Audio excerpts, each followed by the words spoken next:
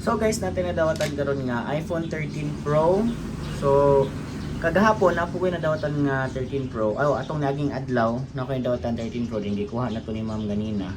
So ang nahitabo atong kay Ma'am guys nga 13 Pro is widescreen. Dayon kani widescreen pud ni. So ang katong kay Ma'am, story lang nako sa inyo ha.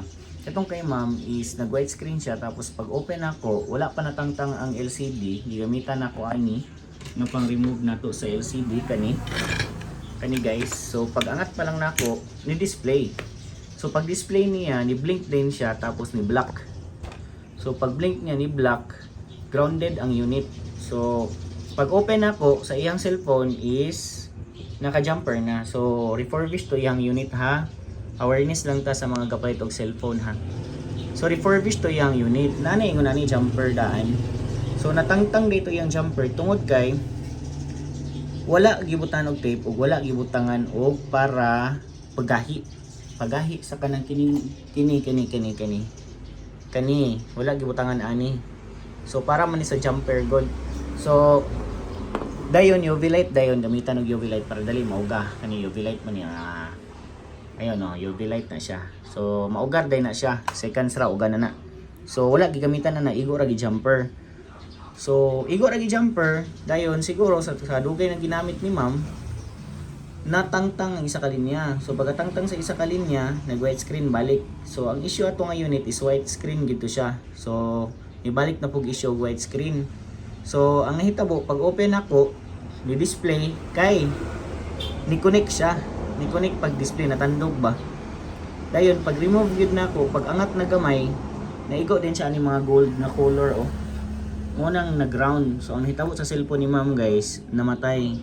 So nag-shortage ang iyang motherboard. Kini ground man. So pag ground ato niya, hindi na mo on.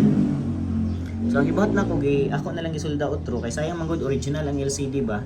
So ako na lang gisulda outro ni ibutangan na nako tape dayon para dili na siya matangtang. So ang buhaton na lang ni Ma'am is ipa-repair na lang to yung motherboard kay para makita ang shortage ato. So at least di na siya mag-ilis og LCD kay mas mapamahal mo sa LCD, mahal king LCD gyud.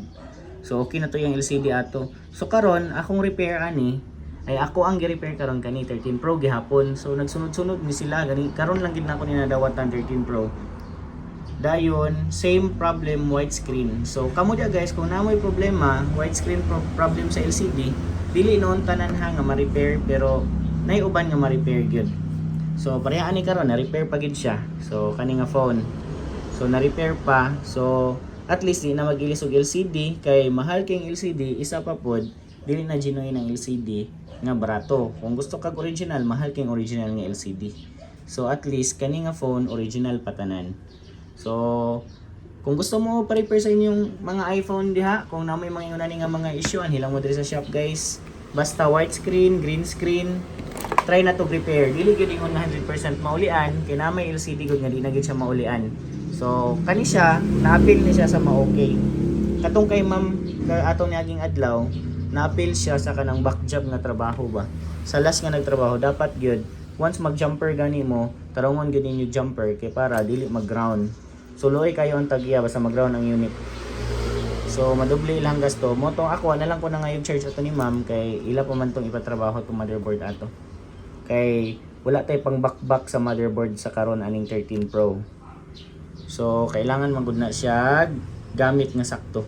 So ayos. So sa gusto mo pa-repair hilang mo diri sa akong shop guys. Location Clarim Recto Street sa Malaybalay City guys sa tapat sa Bubuchao. All right.